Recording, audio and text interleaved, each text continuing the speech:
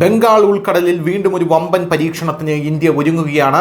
നമ്മുടെ നാവികസേനയും എയർഫോഴ്സും ആർമിയും എല്ലാം ഒരുങ്ങുകയാണ്. ഇപ്പോഴിതാ അവിടെ നോട്ടാം പ്രഖ്യാപിച്ചിരിക്കുകയാണ്. അതായത് വിമാനങ്ങൾക്ക് പറക്കാൻ സാധിക്കില്ല എന്നുള്ളതാണ്. നമുക്കറിയാം, നേരത്തെ അഗ്നി 5 മിസൈൽ പരീക്ഷിച്ചത് ഇവിടെയാണ്. അതേ സ്ഥലത്ത് തന്നെയാണ് ഇപ്പോൾ ബംഗാൾ ഉൾക്കടലിൽ വലിയൊരു പരീക്ഷണം നടത്താനായി ഇന്ത്യ തുനിയുന്നത്. സെപ്റ്റംബർ 24, 25 തീയതികളിൽ ബംഗാൾ ഉൾക്കടലിൽ തന്ത്രപ്രധാനമായിട്ടുള്ള മിസൈൽ പരീക്ഷണത്തിന് ഇന്ത്യ തയ്യാറെടുക്കുകയാണ്. ഇതിനായി ബംഗാൾ ഉൾക്കടലിൻ്റെ ഒരു ഭാഗം നിരോധിത മേഖലയായി ഇപ്പോൾ പ്രഖ്യാപിച്ചു കഴിഞ്ഞു. ഒരു നോട്ടാം, അതായത് വിമാന ജീവനക്കാർക്കുള്ള മുന്നറിയിപ്പ് പുറപ്പെടുവിച്ചു.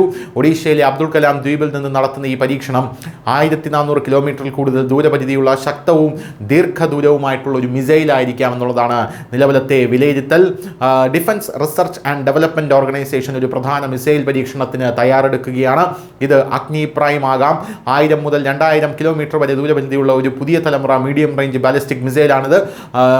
നോട്ടാമിൽ 1400 കിലോമീറ്ററിലധികം ദൂരപരിധി സൂചിപ്പിച്ചിരിക്കുന്നതിനാൽ ഇത് വളരെ തന്ത്രപരവും ശക്തവുമായിട്ടുള്ള ഒരു മിസൈലിൻ്റെ പരീക്ഷണമാണ് എന്നാണ് വിശ്വസിക്കപ്പെടുന്നത്. ഇന്ത്യയുടെ സുരക്ഷ ശക്തിപ്പെടുത്തുന്നതിൽ DRDOയുടെ പ്രധാന സംഭാവനയാണ് ഈ നടപടിയെന്ന് ഒരു മുതിർന്ന ഉദ്യോഗസ്ഥൻ ഇപ്പോൾ പറഞ്ഞിട്ടുണ്ട്. ഇന്ത്യയുടെ മിസൈൽ ശക്തി വർദ്ധിച്ചുകൊണ്ടിരിക്കുന്നു എന്നുള്ളതാണ് അടുത്തൊരു പ്രഖ്യാപനം എന്ന് പറയുന്നത്. കഴിഞ്ഞ കുറച്ച് വർഷങ്ങളായി ദീർഘദൂര ബാലിസ്റ്റിക് ക്രൂയിസ് മിസൈലുകളുടെ വികസനത്തിൽ DRDO വളരെയധികം പുരോഗതിയാണ് കൈവരിച്ചിരിക്കുന്നത്. ഇത് ഇന്ത്യയുടെ പ്രാദേശിക ശക്തിയെയും സൈനിക ശേഷിയെയുമാണ് ശക്തിപ്പെടുത്തുന്നത്.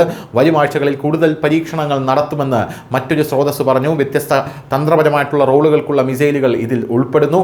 ഈ പരിശോധന ആവശ്യമായി വരുന്നത് എന്തുകൊണ്ടാണ്? അതായത് ഇപ്പോൾ ഒരു മിസൈൽ പരീക്ഷണം എന്തുകൊണ്ടാണ്? ഇന്ത്യക്ക് ചുറ്റും സുരക്ഷാ വെല്ലുവിളികൾ വർദ്ധിച്ചു വരികയാണ്.